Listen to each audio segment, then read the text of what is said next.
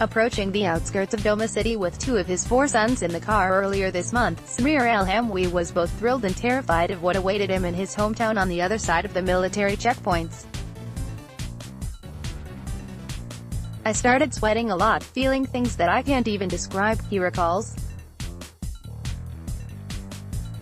Al-Hamwi left Douma for the government-held suburbs of Damascus with his wife and children in 2012, leaving behind friends, family and his business. For the next 6 years, he did not return, watching as rebels consolidated control over his former hometown. Government forces besieged Douma in 2013 and finally recaptured it following a violent military campaign earlier this year. Weeks after government forces retook control, displaced residents such as al-Hamwi were allowed back, he says, to check on their homes in the formerly rebel-held East Ghouta suburbs. Driving through his battered hometown, al-Hamwi saw rubble left and right, he tells Syria Direct al-Hamwi, to the extent that I couldn't tell one area from another or compare it to what was there before 2011. Since al-Hamwi's first visit, he has returned to the city 4 more times. He has found old friends and relatives in Douma, reuniting with tears of joy, though only briefly. He has seen children who were nothing but skin and bones slowly returning to life, nourished by the return of food, fruit and other staples to the markets. Al-Hamwi asked to use a false last name as he fears repercussions for expressing his opinion of the government siege of Ghouta. Years of siege and bombardment caused massive displacement of the population of Douma and the rest of East Ghouta, leaving only 70,000 people in the city in mid-April as the Syrian government took control, the United Nations estimates. A man walks down a street in Douma city on April 20th. Photo by Louis Bishara, AFP. Now, under a reconciliation agreement struck when rebels surrendered, the displaced residents of Douma and the rest of East Ghouta are reportedly scheduled to return gradually to their homes. Last week, the Syrian government facilitated the return of thousands of displaced women and children from state-run shelter in the Damascus countryside, Syria Direct reported at the time. For now, however, displaced persons residing outside of the shelters, such as al-Hamwi, must make do with brief visits lasting no longer than 24 hours. Even so, visiting home was as though I was in paradise, recalls al-Hamwi. I got out of the car and knelt to thank God. Can you describe your first visit back to Douma this month? I went in my own car with 2 of my sons. When we set out, I started sweating a lot, out of terror and happiness, and feeling things that I can't even describe. It was forbidden to enter Douma by car, but I paid one of the guards at a checkpoint and he let us in. I entered from the side of the military hospital of Harasta, and when I reached the first residential area in Douma, despite all of the destruction and the collapsed buildings, it was as though I was in paradise. I got out of the car and knelt to thank God before continuing. Driving through the city, I saw rubble left and right, to the extent that I couldn't tell one area from another or compare it to what was there before 2011. How did you find and meet old friends and relatives in Douma?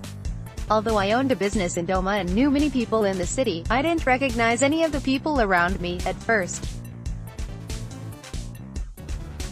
I found the first person I knew, a guy that first worked with before 2011, when I reached the Douma market, at the center of the city. It was an incredible scene, with tears of joy. Even the people who saw us started crying. This person became my guide in the city.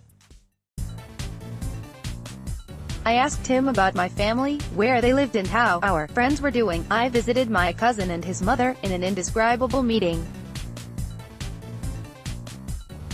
Over the past 6 years, even talking over social media was limited, since I was in a government-controlled area and my cousin was in the opposition-controlled areas, which could have resulted in security problems for my cousin.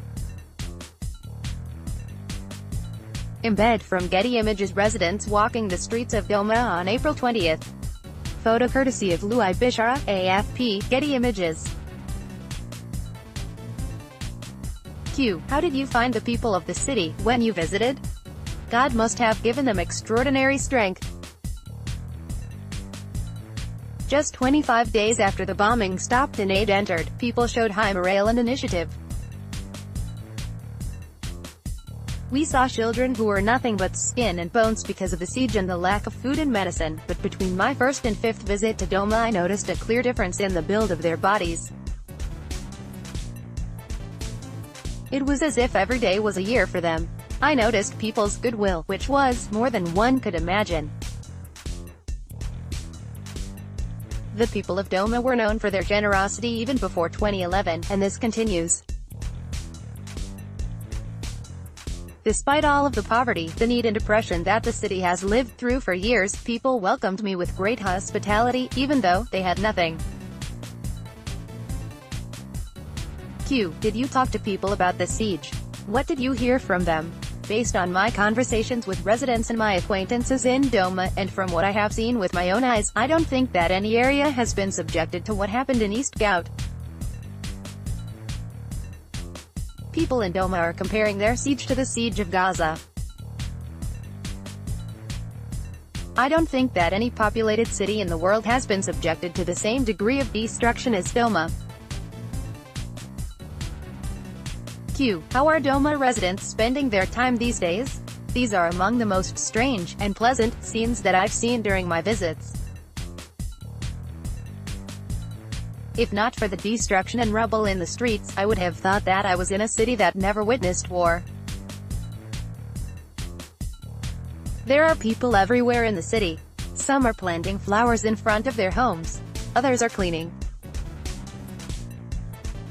People aren't waiting for the municipality to come and remove the debris. You see them removing rubble from in front of their homes in plastic bags.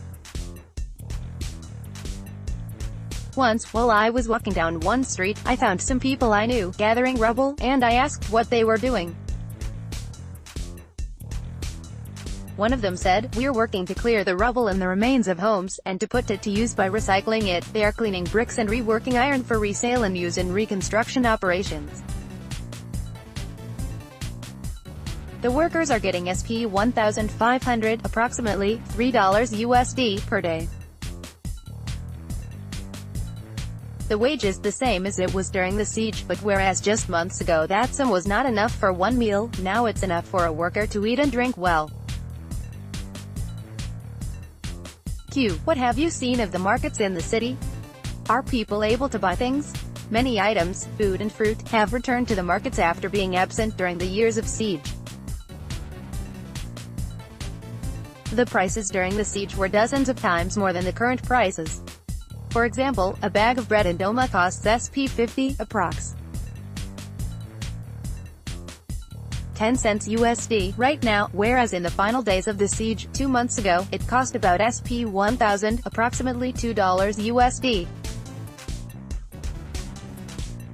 During one visit to Douma, I gave a member of my family SP 20,000, approx.